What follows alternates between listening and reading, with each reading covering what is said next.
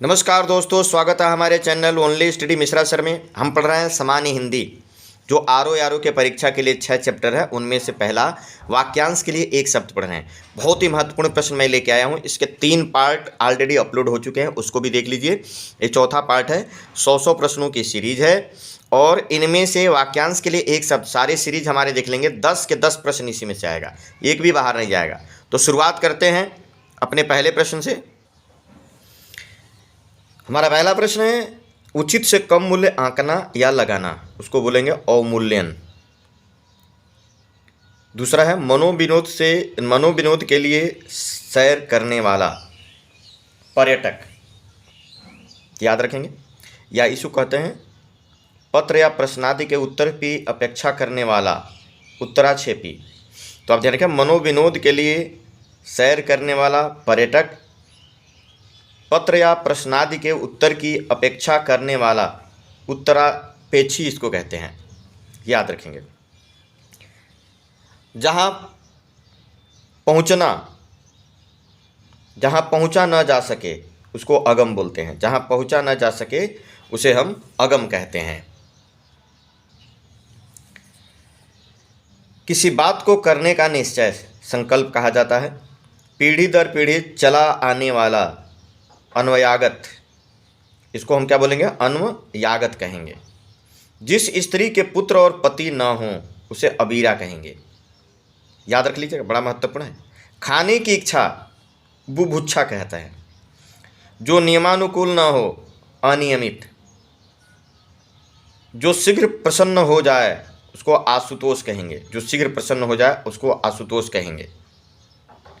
जो पर्वत पर रहने वाला हो उसको हम पर्वतीय कहते हैं।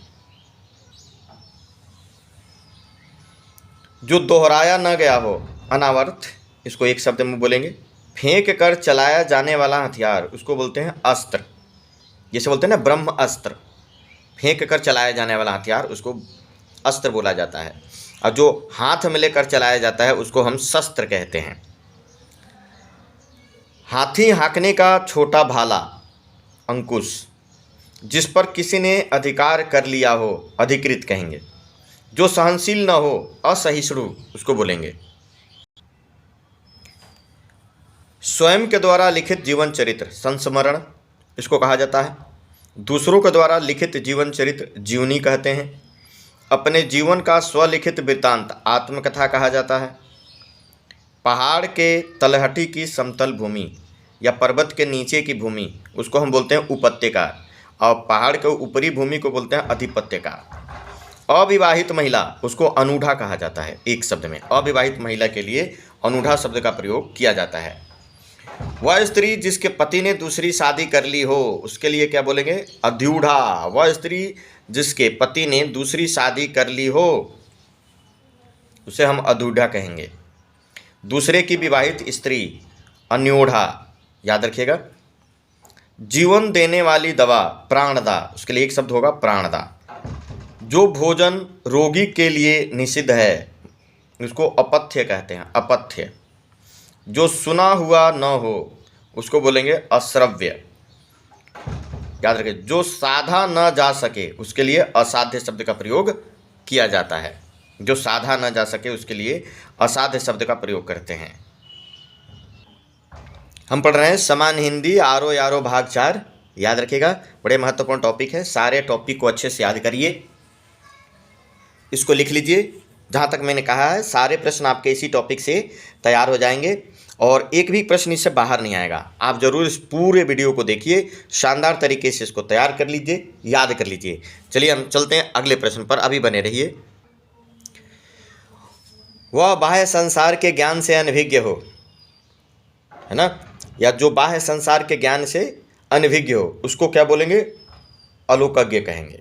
जिस वस्त्र को पहना न गया हो, अपहृत, इसको कहा जाता है।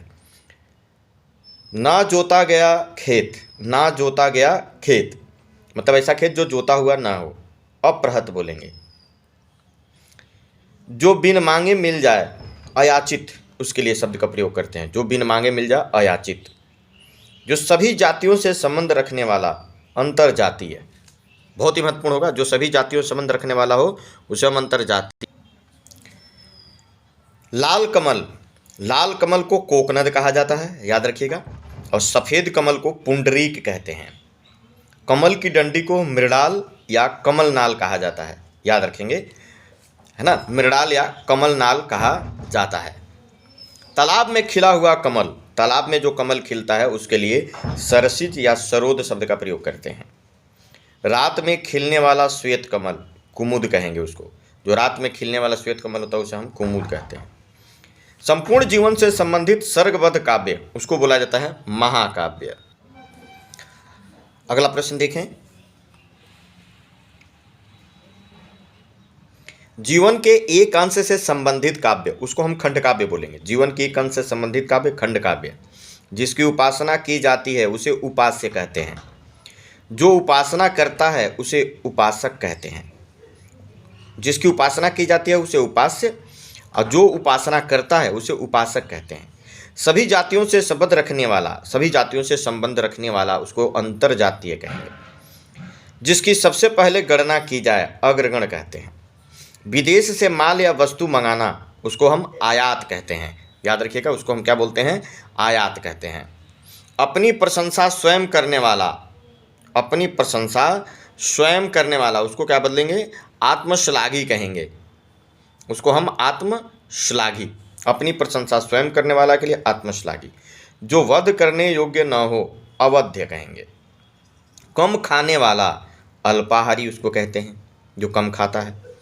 जो दिन में केवल एक बार भोजन करता है उसे एकाहारी कहते हैं। जो केवल दूध पीता है उसे दुग्धाहारी कहते हैं। और जो केवल फल खाता है उसे फलाहारी कहते हैं, याद रखिएगा।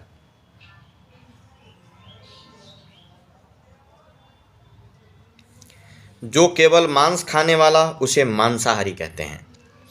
नपा तुला भोजन करने वाला या कम खाने वाला उसको बोलेंगे मिताहारी।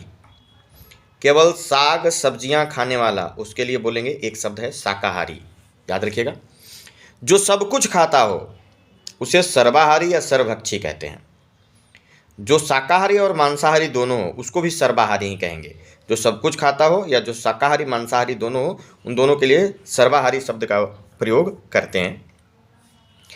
जो बहुत कम खाता हो उसको स्वल्पाहारी कहेंगे। जो बहुत कम खाता हो उसे स्वल्पाहारी कहते हैं। अगला देखें।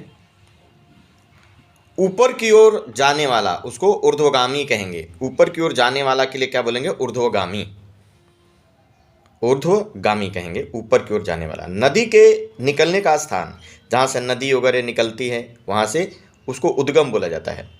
उद्गम, नदी का उद्गम।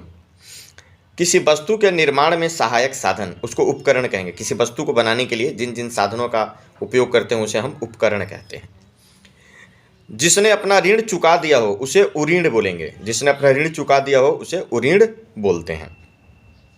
वह पर्वत जहाँ से सूर्य और चंद्रमा उदित होते हैं, सूर्य और चंद्रमा जहाँ से उदित होते हैं वो उसको हम बोलते हैं उदयाचल। उसको एक शब्द में उदयाचल कहा जाता है, याद रखिएगा। ऐसी ज़मीन जो अच्छी उत्पादक हो, मतलब उत्पादक भूमि, जो भूमि ज़्यादा उपज देती हो या अधिक उत्पादक हो, या ऐसी भूमि या ऐसी ज़मीन जो अच्छी उत्पादक हो उसके लिए उर्वरा शब्द का प्रयोग किया जाता है। एक शब्दों में उर्वरा शब्द का प्रयोग किया जाता है। अगला देखें। ऐसा अन्न जो खाने योग्य न हो उसको कदन्न कहते हैं। ऐसा अन्न जो खाने योग्य न हो उसको कदन्न कहेंगे। जिसकी कल्पना न की जा सके, जिसकी कल्पना न की जा सके कल्पनातीत, इसको कल्पनातीत बोलेंगे। दो व्यक्तियों के बीच परस्पर होने वाली बातचीत को कथोपकथन कहते हैं। कई जगह से मिलाकर इकट्ठा किया हुआ के लिए एकीकृत शब्द का प्रयोग किया जाता है। तो इस तरीके से आज इतना ही हम रखेंगे। वीडियो बहुत बड़ा हो जा रहा है, लोग उसको कम चॉइस कर रहे हैं, तो इसमें थोड़े थोड़े से ही हम रखेंगे। कोशिश करेंगे 50-60 प्रश्न रहें, 100 का भी हम करेंगे। और हमारे चैनल पर आप लगातार विजिट करिए, इसको लाइक और सब्सक्राइब अवश्य करिए। चलिए आज के लिए इतना ही। सभी लोगों का बहुत बहुत धन्यवाद। जय हिंद, जय भारत।